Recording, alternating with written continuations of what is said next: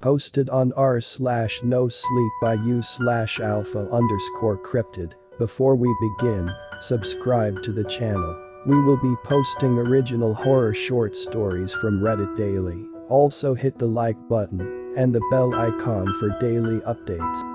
Fuzzy head. I woke up with a terrible headache. My head felt fuzzy. I could not remember how I reached here. I looked around, and the apartment did not seem familiar. After a good 10 minutes I stood up, still reeling from the headache, and took a look around. It was a cheap-looking apartment with gray, moldy tiles. It smelled like it hadn't been cleaned in a year. There were 4 rooms around the room I was in. I guessed I was in the living room. There was a huge clock in the room I was in. The only piece of furniture was a couch, a bit torn, but still in one piece, and the doors to the other 4 rooms read, bathroom, master bedroom, kitchen, and storage. Being a 14-year-old I was scared a bit, but heard familiar clawing from the bathroom door. I opened it, and something jumped on me. It was Snowball, my pet Pomeranian. He licked my face, and that gave me a little bit of reassurance that maybe my parents had brought me here, or at least someone I knew was here.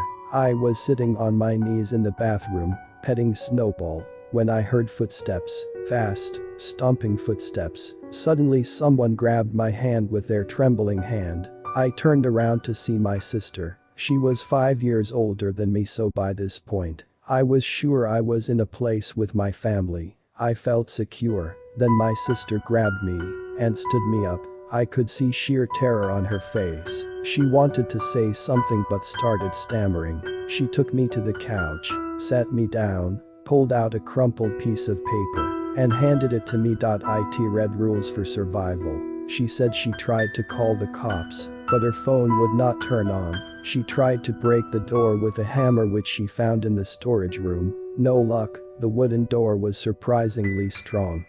She opened one of the windows to try and escape through the window, but it was easily a 120 feet drop, and no human or car was in sight. Then she found the rules on the kitchen counter. I said, "What are these rules about?" She said in a trembling voice, I broke on one of the rules." Then she pulled up her shirt sleeve to reveal a giant, deep cut.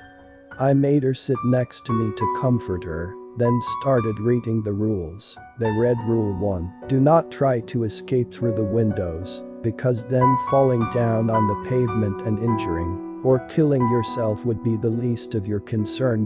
Rule 2, if you hear tapping on the window, draw the curtains, and do not look outside, or he will get angry, and you don't want to see him get angry.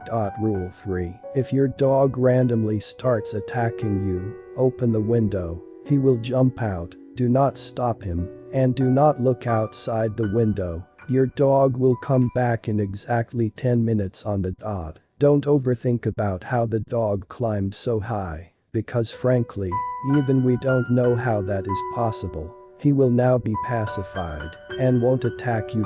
Rule 4, do not enter the master bedroom from the hours of 2:30 to 3:30 at night. If you do, hands will come down from the ceiling and try to drag you inside the wall. She stopped me mid-sentence and said, "That's the rule." I broke, and a hand got hold of me. I pried open its claw and somehow managed to escape. She started to whimper, as if she got flashbacks of the whole incident.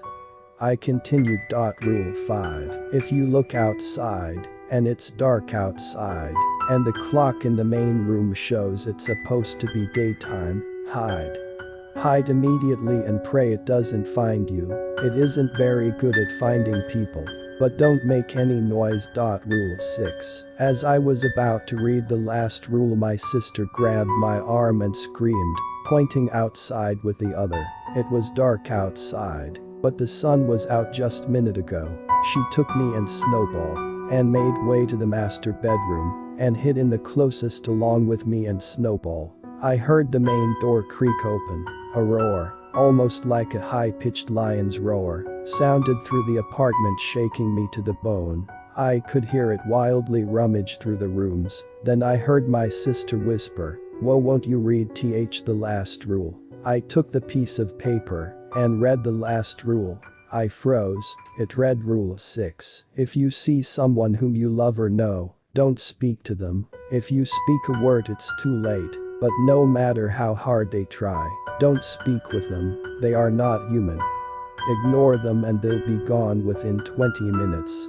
My blood ran cold. The last thing I remember was my sister laughing demonically. I woke up with a terrible headache. My head felt fuzzy. An honest review would be greatly appreciated. This is my first story. And please, if you have any constructive criticism about this story or my writing style, the comments are always open.